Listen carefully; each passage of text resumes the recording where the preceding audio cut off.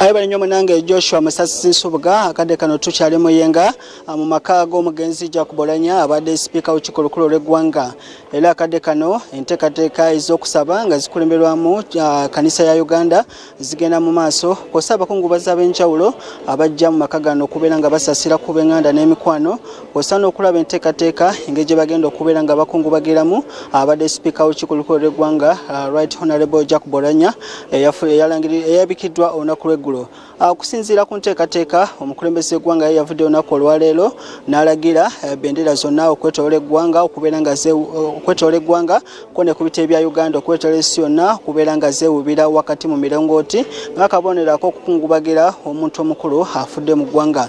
Ate enteekateeka ez'okuziika tusuubira olunaku olw'enkya n'enteekateeka zonna ez'okumukungubagira ng'eggwanga tusuubira minisita w'ensonga z'obwa pulezidenti okubeera nga avaayo enkya okutegeeza eggwanga ku ngeri ki gavumenti gyeteesemu okubeera nga ekungubagira Jakubolanya ate n'enteekateeka ez'okumuziika nga we zinaba ziyimiridde n'olunaku ki lw'anaabeera nga akomezebwawo mu ggwanga. Wano weewaka abantu ab'enjawulo nga beekutegeezeza abakulembeze okuva mu gavumenti okuva mu palamenti kw'ossa abaka ba palamenti kw'ossa ab'enganda n'emikwano n'abalala abavudde mu bitundu bya Kyoli n'okusinga ddala mu Omolo constituency Jakubolanya gy'abadde akiikira mu palamenti nabo weebali okulaba nga bagenda mu maaso n'okukungubagiramu ne famire ye ate olaba n'okwetaba mu nteekateeka zonna nga wezikolebwa nga bagambye nti akadde kano ekkanisa ya Uganda egenda mu maaso n'okubeera nga ekulembeddemu okusaba okubeera nga basabira omwoyo gw'omugenzi.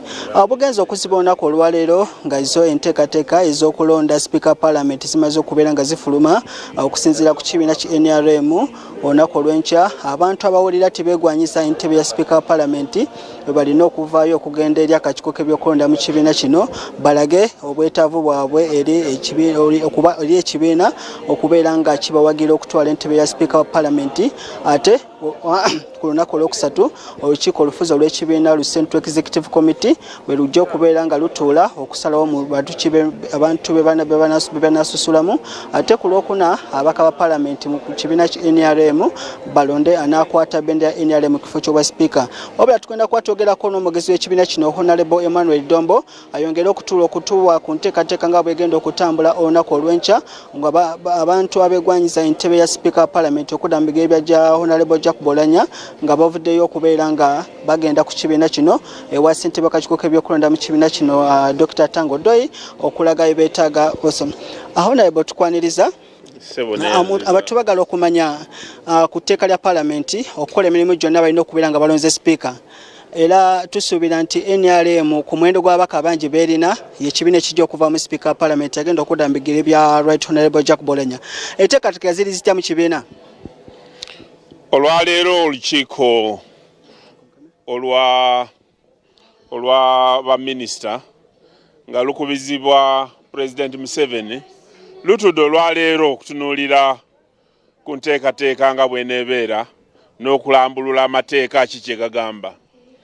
Era nga minisita omwogezi wa gavumenti bw'atugambye nti basazeewo ng'amateeka we gagamba nti sipiika bw'abanga taliiwo buli lukiiko lwa palamenti lwe lutuula okulonda sipiika kye kiteekeddwa okuba ekisooka okukolebwa nga bwe gwali nga palamenti etudde.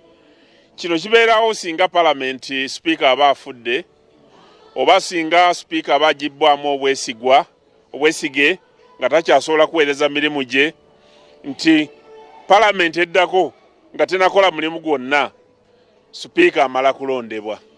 Ekyokubiri ndowooza baakola etteeka baakitunulira nga bakiraba nti ekiteekeddwa okukolebwa ku sipiika bw'aba nga afudde ateekwa okutwalibwa mu palamenti aweebwe ekitiibwa kye ekijjudde. Naye ng'ate tekyalibadde kirungi palamenti okutuula ng'ewa sipiika ekitiibwa ate ng'akubiriza olukiiko ali wansi w'eddaala erya sipiika. Kakati newankubadde etteeka si bwe ligamba naye bw'otunuulira amagezi agaali emabega mu kusalawo kino kyandibanga n'ekyo kyalimu. Kati tusuubira nti palamenti kabineti nga bw'eraze nti olunaku olwokutaano wagenda kubeerawo okulonda sipiika omupya. Kati ekyo bwe kimaze okulagibwa ne kiteekebwawo kati ffe ng'ekibiina kye NRM n'ebibiina ebirala ebinaabeeramu abaagala okuvuganya ku kifo kino batandika okukola enteekateeka esunsula n'okuleeta abo abaagala okwesimba ku kifo ekyo. Era Mwami Tango Doi, chairman we NRM Electoral Commission, amaze okulangirira n'ateeka mu mawulire n'ateeka ku mikutu ng'agamba nti abo abaagala okwesimbawo baleeta amannya gaabwe okutandika enkya ku ssaawa 3 paka ssaawa 11 ez'olweggulo. Bwe bunaatuukira ku ssaawa bwe ziti ajja kubanga atereeza amannya ago n'okutereeza empapula okuziteeka mu lukiiko lwa NRM olufuzi olugenda okutuula ku lunaku olwokusatu. Era ababaka b'olukiiko olwo olwaleero basuze bakoze covid test n'abalala enkya bajja kukola covid test okulaba nga bagondera amateeka g'ebyobulamu, n'ababaka ba palamenti nabo bayitiddwa okutuula ku lwokuna. Era nabo ng'okutandika n'enkya bajja kubanga bakola covid test okweteekateekera olukiiko olwo olunaabeera e Kololo okubanjulira ebinaaba bivudde mu lukiiko olufuzi olwa NRM. Tukitegeddeko nti olunaku olw'enkya ku ssaawa 5 omu naddala deputy speaker abadde deputy wa speaker Jacob Oulanyah Honorable Banita Mongo olunaku olw'enkya agenda ku kitebe okulaga nga bw'ayagala ekifo kya speaker. Ng'ekibiina mukkiriza ekifo kya deputy kino akiveeko agende ku kya speaker? Kakati ekirangiriro ekyafulumiziddwa Mwami Tango Doi kigamba nti ayagala. Kakati ekigamba nti alina ekifo ekirala aleke oba atalina ajje. Kigamba nti ayagala. Kati bonna abanaayagala be banaaba bamaze okwewandiisa. Amannya gano gajja kutwalibwa mu lukiiko olufuzi olwa NRM.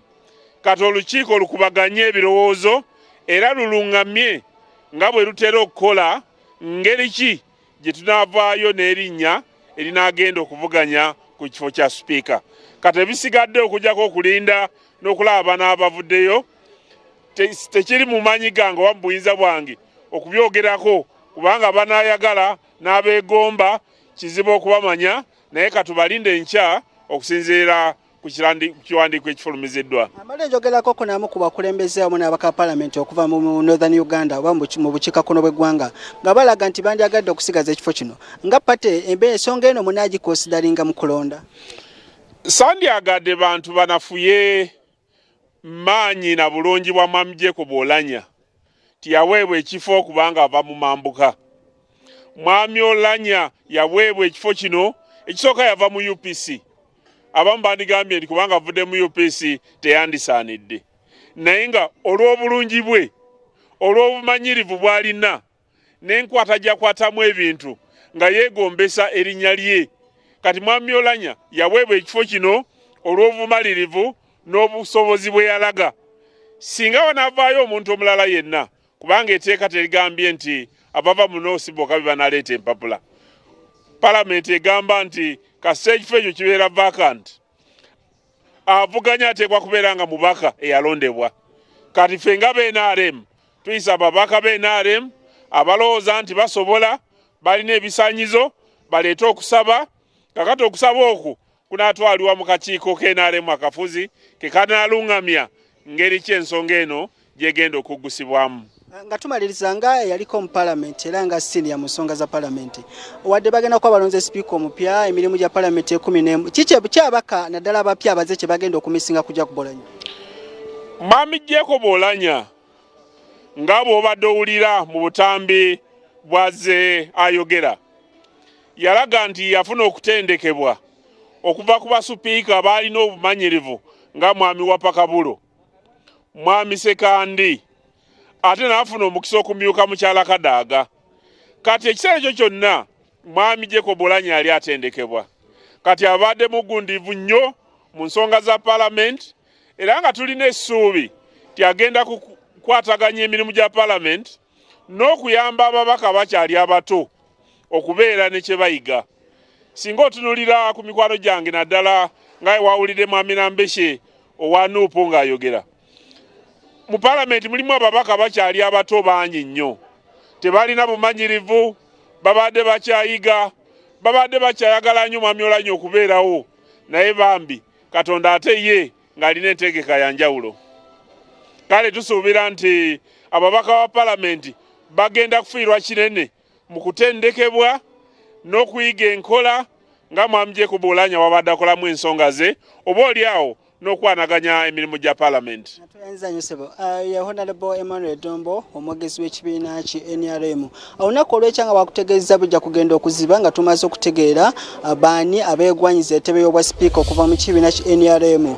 Wabula era omubiri gwa Jacob Oulanyah gujja kugenda okukomawo mu Uganda ng'eggwanga limaze okulonda omuntu agenda okubeera nga amuddira mu bigere. So byonna ebigenda okugenda maaso n'enteekateeka nga bwe zigenda okutambula okuva olunaku olw'enkya tujja kubeera nga tubikutuusako okuva wano mu maka ku kitebe kya NRM ku lukiiko olukulu olw'eggwanga kudda olwa gavumenti n'ensonda zonna ezinaba zeetaagisa tujja kubeera nga tubikutuusaako okusobola okutambuza nga omanya ensonga nga bwe zigenda mu maaso. Nze Robert Nesitwe Kayongo badde mu yenga wano maka ga Right Honorable Jacob Oulanyah kakuzeeyo ate ewa Joshua Musasizi Subuga kwongereyo n'ebirala bye twakuteekeddeteekedde.